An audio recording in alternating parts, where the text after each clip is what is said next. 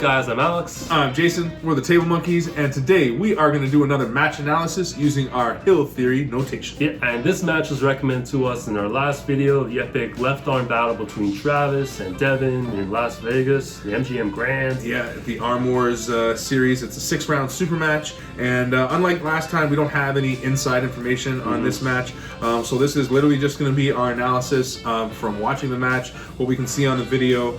We've gone through it and kind of noted everything out. So we're going to be using the whole H1, T2, all that kind of stuff. Yeah, and all the diagrams will be on the screen as we watch it. Yep. So follow along and let's get to it.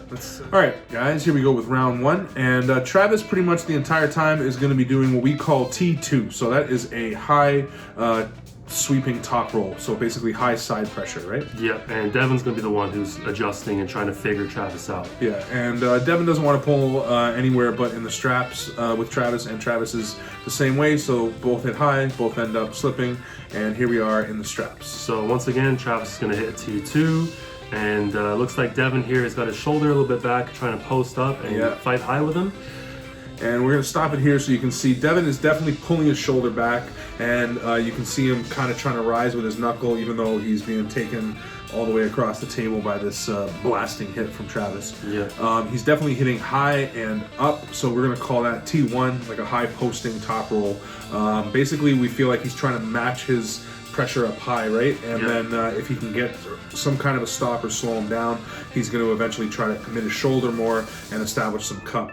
But the first step that he feels he's got to do is fight him up high, because as Devon's always trying to do is control somewhere near the top of the hill. And there was definitely a huge elbow foul from Travis that was missed by the referees, which on the start definitely helped Travis get a little bit further to the pin pad than Devon would have liked. Just basically helped him fight the height that Devon was establishing by Devon fighting high, right? Because as far as the forearm length and the hand length and everything, Devon's definitely got the advantage on Travis there, right? Yeah, exactly. So Travis has got to come off the pad in order to keep up with Devon height-wise. So you'll see Devon gets a stop there and tries to commit a shoulder and come in and get into a hook, but he's yelling about the elbow, obviously, and unfortunately can't get it. As you can see in the slow motion replay here, huge elbow by Travis, and then you can see Devon pulling his shoulder forward there, trying to get the pin, or trying to get his shoulder committed. But as he commits his shoulder, Travis resets and hits him at the perfect time, and Devon didn't have any time to get his cup.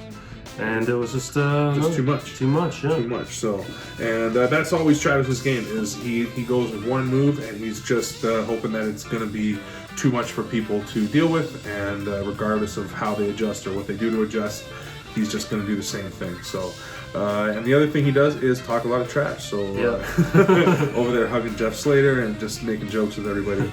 And here we go, round two. Going to be basically the exact same thing. They're both going to hit high and end up going up strap.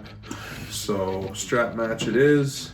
And this is very similar to round one. Devon does the same thing, and so does Travis. But Travis just too much in this round. Yeah. You know, just keeps his elbow down, just pulls it all the way through, and So at round three is where Devon's really going to make adjustments. So that's definitely Travis's best round. He just hit the bullseye on that one. Yeah, that's 2 wins for Travis, and if Travis gets 3 wins, then it's over for Devon. He has no chance of dethroning him. So now is the time that he needs to adjust. Yeah, so figure something out. Exactly. And then Travis is giving him shit. Try something new. You've done every trick in the high hooker's arsenal, and try something different. And Devon getting a little pissed off. So Devon decides, let's try something different. Yeah. First thing, let's hit him a little early. Yeah, make sure that he knows what it feels like to hit the pad. Hey, you know what it feels like over here? This is what you gotta get used to this side of the table a little bit.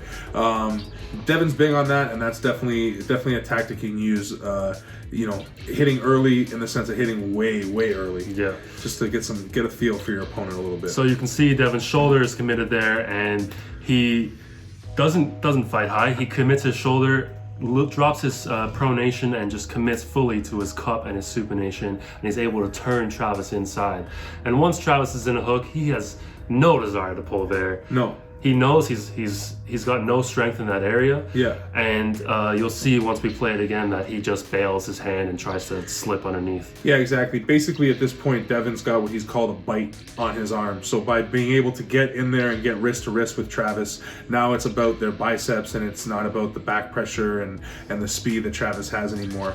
And yeah, like Alex said, as soon as Travis feels that bite and Devon starts pulling him back across the table, he just gives his hand up and slips underneath. So Devon pulls back, Travis slips, gives him a little round of applause, and Devon lets him know it is over.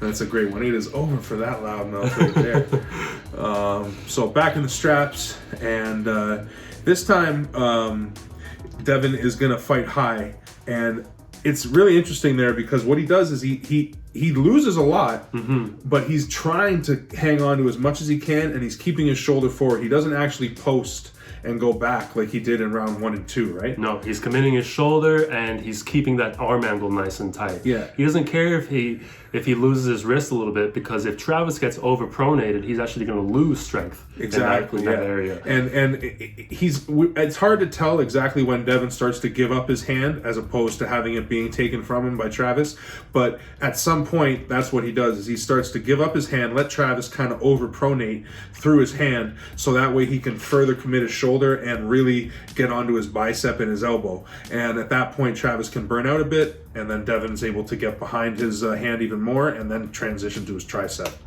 So he's kind of like in an H3 defensive without his cup, just trying to get his shoulder engaged whenever he can, and right there is the moment where he starts transitioning into a flop press. And you can see right before I paused it there, you can see that he just kind of creeps his elbow in, and now you can see his elbow's really inside his body, and he's got his shoulder really over his hand, and that's where he's trying to get towards his bicep or his tricep. Yeah. So at this point, he's not really doing that uppercut motion and like hanging on like a hook now. Now he's more in like a defensive press, trying to get to his offense. Yep. And Travis tries to take advantage of that and hit into it a couple times, which was probably putting a crazy amount of pressure on Devon's elbow. But Devon's able to hang on to it and then connect to his tricep and just push through. So, Travis breathing, thinking like, come on, that's got to be a pin, but it's not. And every time was an elbow foul too. So Devon's calling the elbow fouls out to him. That's one elbow foul. That's 2 elbow fouls, and that's a pin. And it's great. Sticking his tongue out at him, all Michael Jordan style. Really, really one of the best rounds in the Arm Warriors series of all time. And now on to round 4. And Travis wondering how long is this supposed to go on for? He's obviously getting tired. Yeah, and that's only Devon's first win now, and Travis is already like, shit, what's going on? How long is this? And that's part of Devon's thing with the endurance too. It's about every round that you got to pull, where you got to slip once, then you got to pull a false start, and then by the end of it, it's like 5 ready goes for one round. So round 4, they both go high again, quick slip, and this is where Travis is gonna try the same thing again, and this is identical to round 3 again. Devon hits high for a high hook, Travis hits, but he just hits so hard that he fucking elbow fouls.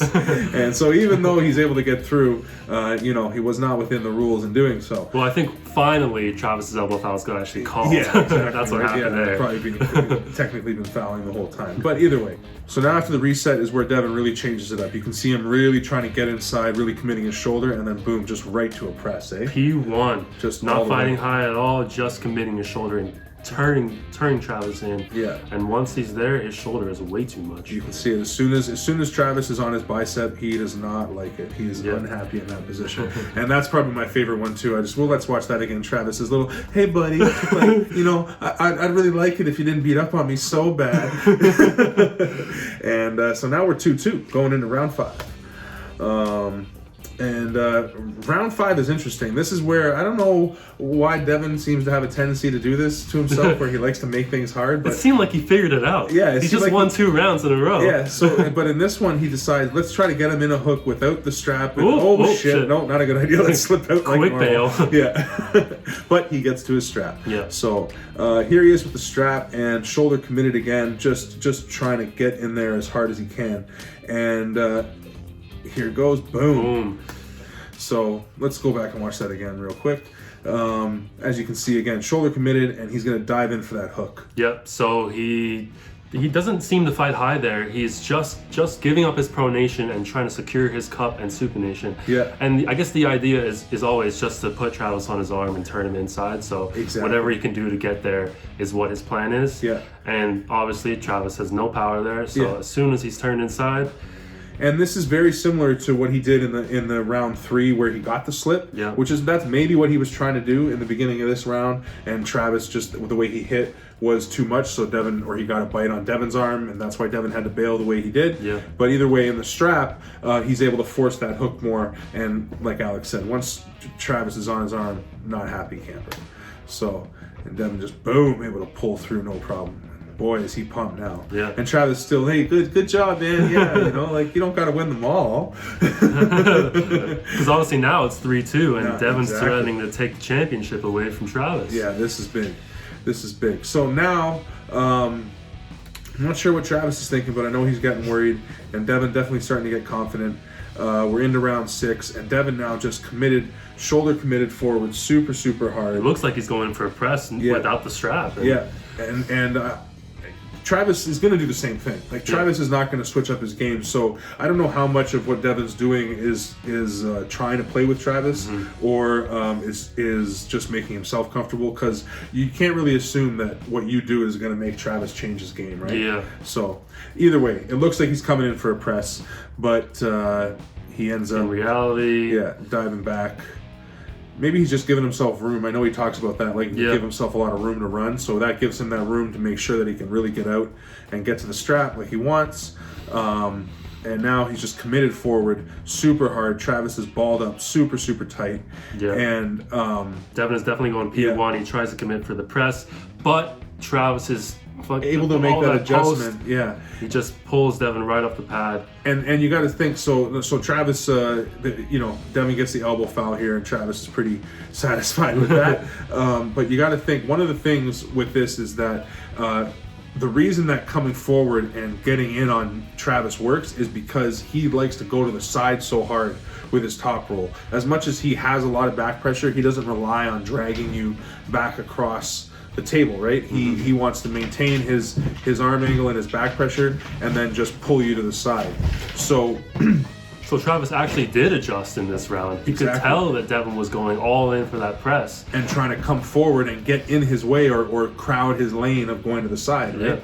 And his adjustment is then to pull back real hard. Yeah, to just put all his eggs into the into posting. Yeah, or dragging back pressure. Yeah. He almost, at this point, if he does change at all, you could almost argue that he changes to a T3, but he doesn't. Like, it's still his move, but it's more drag related, through the bottom of the hand, which is a little different, and that forces Devon's elbow off the pad. So, boom, you can see that, and even you can see the way he ends up.